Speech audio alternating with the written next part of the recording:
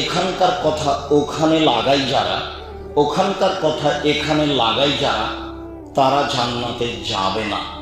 হাদিস বুখারী মুসলিম।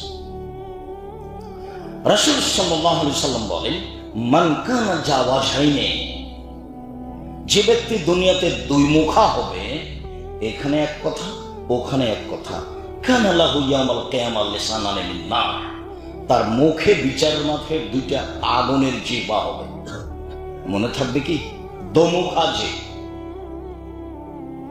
চুগলখড়ি করে যে, দোমুখা যে, চুগলখড়ি করে যে, বিচারের মাঠে তার মুখে কয়টা জিহ্বা হবে?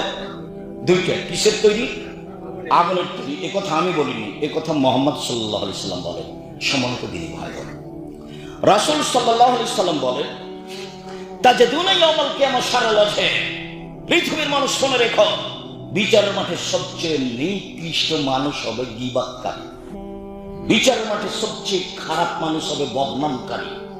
আলে জিলতেহুলায় ও ইয়াতিহুলায়, এখানে এক কথা বলে ওখানে আরেক কথা বলে, ওখানে এক কথা বলে এখানে আরেক কথা বলে, এই মানুষ হবে বিচারের মাঠে সবচেয়ে খারাপ।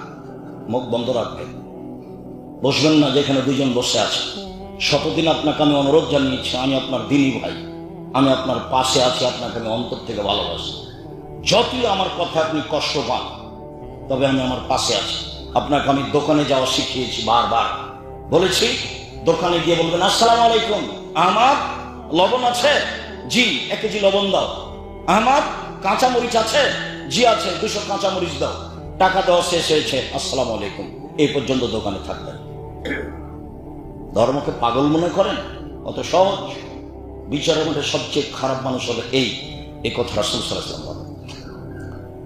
আনাস রাদিয়াল্লাহু তাআলা আনহু বলেন, আল্লাহ নবী বলছেন, আমাকে একবার মেরাজে উপরে নিয়ে যাওয়া হচ্ছে, তো যেতে যেতে দেখি অনেক মানুষ, তাদের অনেক বড় বড় তামার নখ তামার, এক রসুল ওয়াজিহুম ওয়া সুদুরহুম, মুখকে একবারে তামার নখ দিয়ে খামচে তুলে ফেলছে, বুককে একবারে তামার নখ দিয়ে খামচে তুলে ফেলছে। তখন আল্লাহ রাসূল, জিবরাইল মারহাবা, জিবরাইল এরা কারা? একই কথা, ইন্না লিল্লাহি ওয়া ইন্না ইলাইহি রাজিউন, নিজের নখ দিয়ে নিজের মুখকে ছিঁড়ে ফেলছে।